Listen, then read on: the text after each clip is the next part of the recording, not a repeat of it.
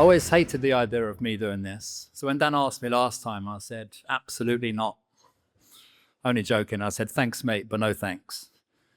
The reason I hated the idea is because I thought it meant me talking about me. But this talk isn't about me. It's about you. It's about your friends, your family, your loved ones. I've worked in the health and optimization business for nearly 10 years. And one thing that's become very clear to me is that the systems around the world are not set up for good health. They're set up to save us from poor health. And I can make a very strong argument that some economic agendas are set up to make us sick. But this isn't going to be that talk. See, what I'm interested in is what we can do to not need saving from poor health. Just some examples to open our minds. Menopause, the biggest thing that women will go through arguably in their lives. A Harvard medical degree, spend one lecture on it. They spend the same amount of time on nutrition. But they're very good at prescribing medication for these things. So a hormonal imbalance treated for by medication doesn't make sense, right? Or issues caused by nutrient deficiencies, also given medication. Or to not leave the lads out, testosterone levels have been declining since records begun. Instead of addressing the issue, they just move the goalpost on what's normal or what's a problem. Or the most controversial one, but this is true and you can check it out.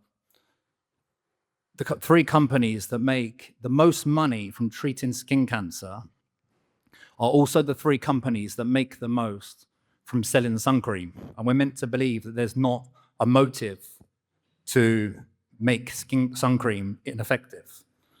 The reason that I'm so immersed in all of this is because 3 years ago I had a motocross accident, which is off-road bike racing. I shunted my spine so hard, the vertebrae was pushing into a disc, and the disc was pushing into my sciatic nerve. I was in hospital for 3 days. It would have been longer, but I discharged myself because they were insisting on surgery. I didn't sleep for a week. My girlfriend was wiping my ass. At that point, I was slipping into a deep depression. I was losing my purpose. A friend mentioned peptides. I didn't really know what they were, but I was desperate. So I took them. Within 3 hours, I went from being in 8 to 10 out of 10 pain to 3 out of 10 pain. That night, I slept. 3 days later, I was able to train upper body. A week later, I was able to train legs, albeit not as normal intensity.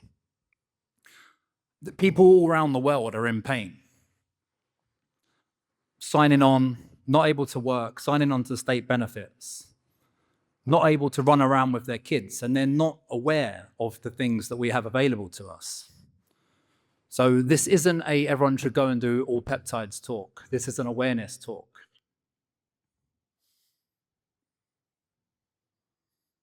However, there is a peptide for everything.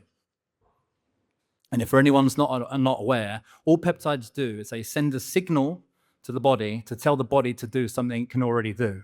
So heal, regulate, perform, adapt.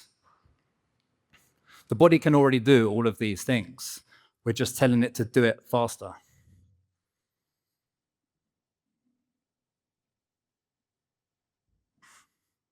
So next time you're given an answer about your health, ask what else is out there. Because I was one conversation away from a very different life, and some of you might be too. Thank you.